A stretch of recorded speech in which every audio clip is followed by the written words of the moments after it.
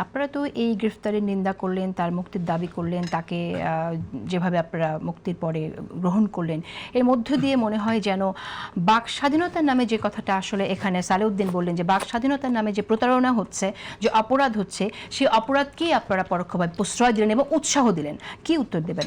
আমি এটাকে উৎসাহ দিচ্ছি আমরা, বা গ্রহণ করে নিয়েছি, তার ভুলগুলো অন্যায়গুলোকে আমরা প্রশ্রয় দিচ্ছি, বিষয়টি এরকম নয়। এবং জামাতের পক্ষ থেকে যে বিবৃতি দেওয়া হয়েছে, বক্তব্য দেওয়া হয়েছে, সেখানে কোথাও কিন্তু এরকম কিছু উল্লেখ করা হয়নি।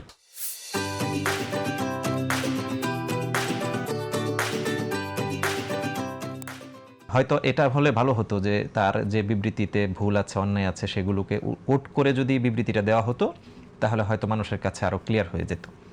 বাট এখানে তাকে এইটুকুর জন্যই যদি গ্রেফতার করা যায়, এইটুকুর জন্যই যদি গ্রেফতার করার প্রক্রিয়া অব্যাহত থাকে, চলমান থাকে, তাহলে বাংলাদেশে আলটিমেটলি বিগত দিনের মতোই নতুন কালচারের উদ্ভব ঘটবে কিনা, সেটাই তো এখন বড় প্রশ্ন। এবং এখানে একদিকে যেমন আপনারা বললেন যে বাক স্বাধীনতার হরণ হয়েছে, সোশ্যাল মিডিয়ায় আপনাদের কর্মী সমর্থক যারা আছে তারা সারাদিনে আমরা দেখছি যে কথাটাই বলা হচ্ছে, বাক স্বাধীনতার হরণ হলো তাকে গ্রেফতার করার মধ্য দিয়ে, কারণ সেই কথাগুলো বলেছে বলে তাকে গ্রেফতার করা হলো। সো আপনি বলছেন, তারপরও আপনি বলছেন যে এটা এই অপরাধকে আপনারা প্রণোদনা দিচ্ছেন না, আপনার উৎসাহ দিচ্ছেন না, এবং আপনি এখন আবার বলছেন যে তাকে গ্রেফতার করার পর আসলে এভাবে গ্রেফতার করা যায় কিনা বক্তব্যের জন্য। তাহলে আমি আপনাকে বলি, এর আগে যখন হাসনাত আবদুল্লাহকে নিয়ে উস্কানিমূলক বক্তব্য দেওয়া হলো, সেই যুবককে গ্রেফতার করা হয়েছিল। আজকে আপনারা দাবি করলেন, দাবি করার পরে এই নারীকে সওদা সুমি তাকে মুক্তি দেওয়া হলো, কিন্তু সেই যে হাসনাত আবদুল্লাহকে উস্কানিমূলক বক্তব্য দেওয়া হয়েছে, যুবক যে গ্রেফতার হয়েছে, তার তো মুক্তি আপনারা চান নাই। চেয়েছি, তখনও আমরা বলেছি। তাহলে এখনো মুক্ত হয়নি কেন? মুক্ত হয়নি কেন সেটা তো আইনের বিষয়, আমরা কথা বলেছি। কিভাবে চেয়েছেন সেটা আমরা দেখি নাই অবশ্য। এই এখন এই ক্ষেত্রে কিভাবে চাইলেন সেটা ভীষণভাবে প্রকট আছে। আচ্ছা, এখানে একটু কথা বলতে চাচ্ছিলাম আর কি আমি, যে মানে বাংলাদেশের দুঃখজনক বিষয় যেটি আমাদের সম্মানিত সালেহ ভাই যে টপিকটা আলোচনায় এনেছেন, যে ফেসবুক ফটোকার্ড ভয়ঙ্কর বিষয় কিন্তু। এবং দেখবেন যে এই যে নারীর ব্যাপারে এই ঘটনাটা ঘটে গেল এবং উনি যে বিষয়গুলো বললেন, আমি একটা কথা বলি, 1 মিনিট আমার কাছে আছে। এই দুপুরবেলা আমি দেখলাম জামাতের সম্মানিত আমিরের সঙ্গে এই আপনার একই বিছানায় এই যে আমাদের ডাকসুর সদস্য, সম্ভবত সাংস্কৃতিক সম্পাদক, মুক্তিযুদ্ধ বিষয়ক সম্পাদক জুমার একটা বুয়া ছবি বানানো হয়েছে।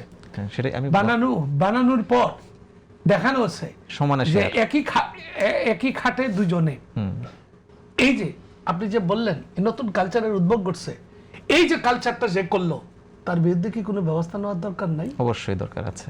তাহলে নতুন কালচার মানে এটাকে সমর্থন দেওয়া না, এই যে অসভ্যতা যাদের করে তাদের বিরুদ্ধে ব্যবস্থা নিতেই হবে, নতুবা এটা ফ্রিস্টাইলে চলতে থাকবে। জি জি, আপনি কিছু আমি শেষ করতে চাচ্ছিলাম আর কি, অর্থাৎ যেটা সালেহ ভাই বলছিলেন ওটারই রেশ ধরে, যে এই সুমির এগেইনস্টে আবার ভয়ঙ্কর নেগেটিভ কথাবার্তা কিন্তু এই ফেসবুকে ছড়াচ্ছে, এবং এগুলো যেটা ঘটছে আর কি দুঃখজনক, যে ডেজিগনেটেড ব্যক্তিরা এগুলো শেয়ার করছে।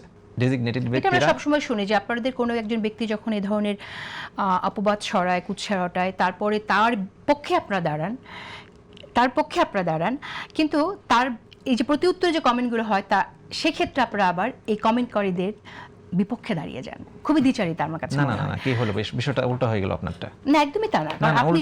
আপনি যদি একটা বিষয়ের বিপক্ষে দাঁড়ান, সেটা আপনার দলের কর্মী হোক আর অন্য দলের কর্মী হোক, তার সবার বিপক্ষে দাঁড়িয়ে সবার বিপক্ষে। সে যখন এই কমেন্টগুলো করছে, তখন তো আপনাদের কোনো নেতা তাকে থামিয়ে দেয়নি। আজকে যদি তাকে গ্রেফতার করা না হতো, তাহলে কি আমরা এই বিষয়গুলো নিয়ে কথা বলতাম আসলে? না, আমরা তো কথা বলেছি আমাদের জায়গা থেকে।